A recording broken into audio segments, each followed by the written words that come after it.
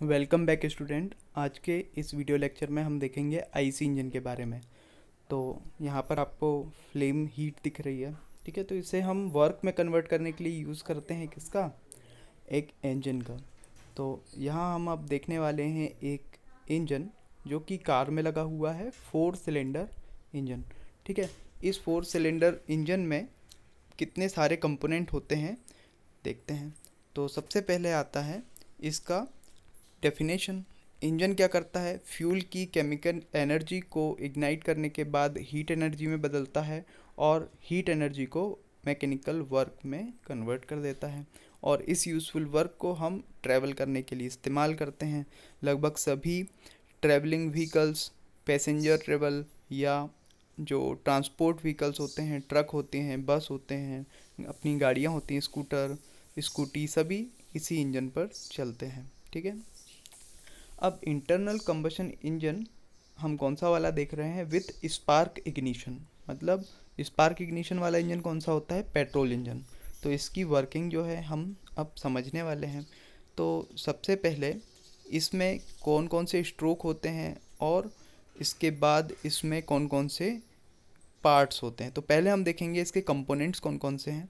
तो पहला कंपोनेंट होता है सिलेंडर। तो सिलेंडर आप देख रहे हैं, सिलेंडर में क्या होती हैं, फिन्स होती हैं, ऊपर 2 वाल्व के लिए प्रोविजंस दिख रहे हैं, ठीक है। इसके बाद आता है हमारा पिस्टन। पिस्टन में रिंग्स के लिए प्रोविज़न होता है, गर्जियन पिन होती है, ठीक है। इसके बाद आती है कनेक्टिंग रॉड। तो कनेक्टिंग रॉड में 2 एंड्स होते हैं, एक पिस्टन में कनेक्ट होता है और एक क्रैंकशाफ्ट में। क्रैंकशाफ्ट में बड़ा वाला एंड कनेक्ट होता है और छोटा वाला जो एंड है वो पिस्टन में कनेक्ट होता है, ठीक है। इसकी बनावट जो होती है वो काफ़ी स्पेशली डिज़ाइन होती है ताकि ये बहुत सारे प्रेशर को, इम्पैक्ट को सहन कर सके, tensile as well as compressive, ठीक है। तो ये दोनों स्ट्रेसेस से समझनी पड़ती है। इसके बाद आती है क्रैंक और क्रैंक शाफ्ट, ठीक है। तो जिस शाफ्ट पर क्रैंक फिट होती है उसे कहते हैं क्रैंक शाफ्ट। इसमें जो दो एक्स्ट्रा ट्रायंगुलर एजेस आपको दिख रही हैं, ये काउंटर वेट का काम करती हैं जो इंजन को बैलेंस करती है, ठीक है। और इंजन की बैलेंसिंग पूरी तरह नहीं हो सकती, फिर भी पार्शियल बैलेंसिंग इसके द्वारा की जाती है। अब यहाँ पर आता है इसकी फिटिंग कैसे होती है। तो देखिए, क्रैंक और क्रैंक शाफ्ट के ऊपर हमने कनेक्टिंग रॉड को माउंट किया है। ये कनेक्टिंग रॉड जो है वो ऑसिलेटरी मोशन करती है, या इसे हम ऊपर से नीचे की तरफ देखेंगे अपसाइड डाउन, तो ये एक पेंडुलम की तरह हमें मूव करती हुई दिखाई देगी, ठीक है। इसके ऊपर पिस्टन बाय पिस्टन पिन या गर्जियन पिन या रिस्ट पिन के द्वारा लगा दिया जाता है। ये देखिए पेंडुलम की तरह घूम रही है, ठीक है। इसके बाद आती है पिस्टन रिंग्स जो हमने पिस्टन के ऊपर लगा दी हैं। इसके ऊपर आ गया सिलेंडर, और इस प्रकार से हमारा क्रैंक स्लाइडर मैकेनिज़्म काम करने लगा। टोम में आप पढ़ते हैं इसमें कितनी लिंक होती हैं, 4 लिंक होती हैं। एक स्लाइडिंग लिंक होती है, 2 टर्निंग पेयर होते हैं, ठीक है। तो इस प्रकार से एक फिक्स्ड लिंक होती है, टोटल 4 लिंक होती हैं, ठीक है। अब आती है बात इसके ऊपर लगने वाले वॉल्व अरेंजमेंट की। तो इसमें आपको मेन पार्ट्स कौन कौन से दिख रहे हैं, वॉल्व दिख रहे हैं, पपेट वॉल्व दिख रहे हैं, है ना।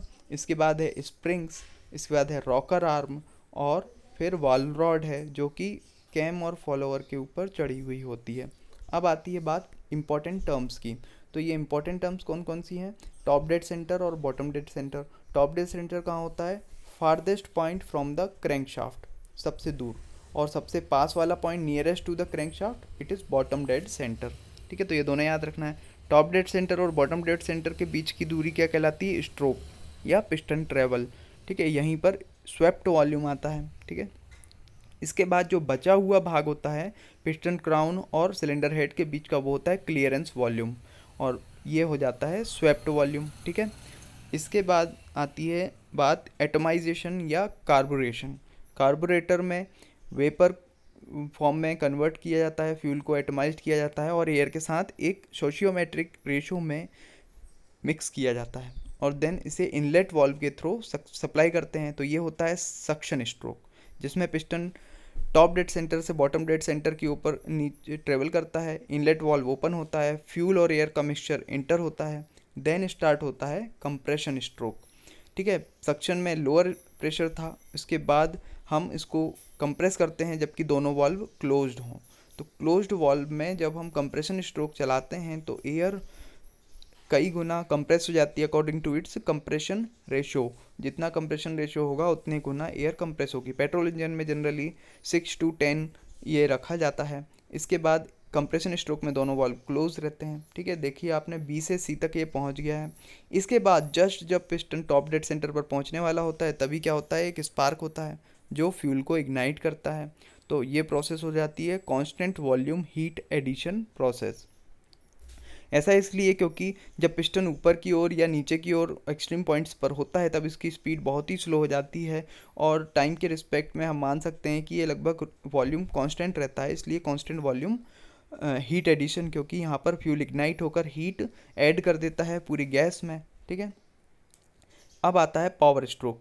पावर स्ट्रोक क्या करता है, फ्यूल की बर्निंग के बाद एक गैसेस को एक्सपांड करता है और पिस्टन को धकेल देता है और इससे हमारा सिस्टम वर्क करता है ट्रांसमिशन ऑफ पावर का, और इस प्रकार से हमें पावर आउटपुट मिलता है व्हील पर और गाड़ी आगे बढ़ती है। ठीक है, इसके बाद लास्ट आता है कि फ्यूल जलने के बाद बची हुई बर्न्ड गैसेस वो कोई काम की नहीं रहती हैं, ये एग्जॉस्ट वाल्व के थ्रू बाहर निकाल दी जाती हैं और साइलेंसर से आपको बाहर निकलती हुई दिखती हैं। साइलेंसर को मफलर भी बोलते हैं, है ना, या अमेरिकन या ब्रिटिश एक्सेंट में।